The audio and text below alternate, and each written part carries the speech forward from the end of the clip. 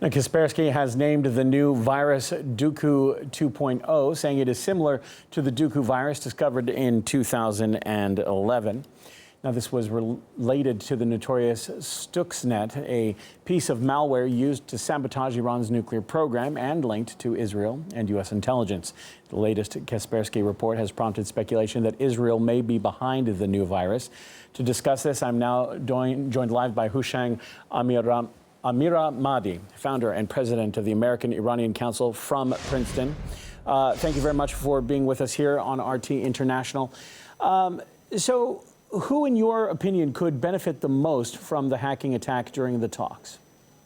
Well, the people who were against the negotiations, and that basically, I would say the bottom line would be Israel and Saudi Arabia. But the Saudi Arabia, I don't think that has the capability to do what has happened. So it leaves Israel, and that most likely it is Israel, particularly because not only Israel didn't like what was going on, but Israel did not trust the people who were negotiating, particularly the Obama people. And they have said it very openly that they don't trust Obama administration on these negotiations. And at the same time, we know for a fact that the Israeli government has been leaking information about negotiation throughout the negotiation, and therefore it leaves very little doubt that Israel was behind it. Now, what sort of information do you think that cyber spies could get, or what could they be after in an attack or in a malware virus like this? Well, obviously, the positions of the parties, most significantly, what was actually discussed, particularly behind the scene that is most likely behind the negotiation table. That is to say, there were negotiations taking place at the table where the 5+1 were talking, and then there were also negotiations behind the scene, for example, between US and Iran. And most likely, in my view, Israelis were particularly interested in private negotiations between the United States and Iran in the absence of the 5+1 group. So that's mostly what were they interested in. Now, you mentioned this 5+1 group. Earlier, there was a related virus, the Stuxnet virus. It was used to ruin Iran's nuclear research. Now, this is a descendant or a relative of this virus, and it's been used to spy on these negotiations. Is this a coincidence, or is this like a trend that we're seeing? Is this a signature, if you will, of a specific group or entity or government even?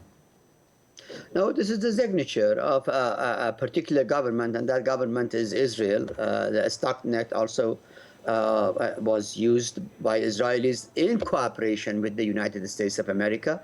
But I don't believe in this particular case the U.S. is cooperating with Israel. Israel, as I said, did not trust President Obama, and it took it upon itself to do what it did. And again, Israelis wanted to make sure that they have the behind-the-scene information, that they are on the top of the intelligence behind the door, and that they will use this information to jeopardize, discredit the negotiation, particularly the Obama administration, as Mr. Netanyahu did try to do, particularly at his speech at the Congress.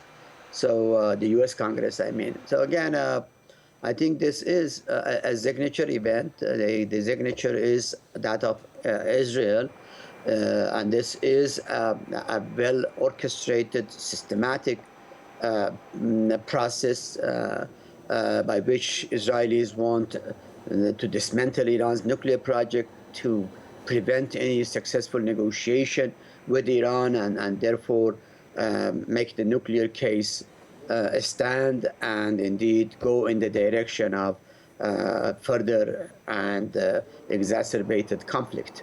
Now, briefly, the security in these situations has to be incredibly high. The negotiations are incredibly important. The stakes are high. The players in the room are the top diplomats in the world.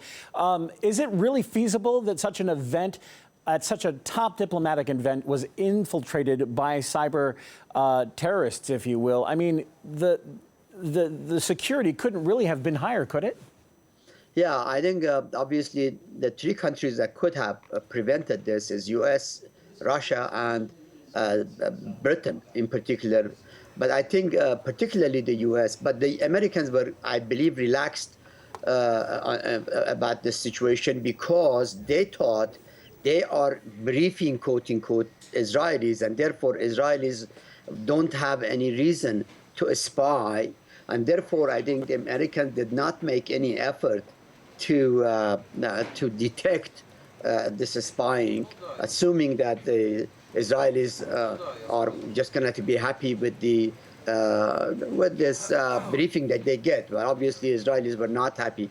Beyond this, I also have to say that this Israeli, spying is indeed not only illegal, but is an international problem because 5+1 and these negotiations are taking place, on behalf of the United Nations General Security Council.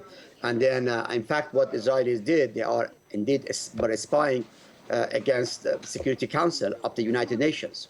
All right, interesting to hear your thoughts, Hushang. Amirahmadi, founder and the president of the American-Iranian Council from Princeton. Thank you very much for being with us here on RT International. Very interesting to hear your thoughts.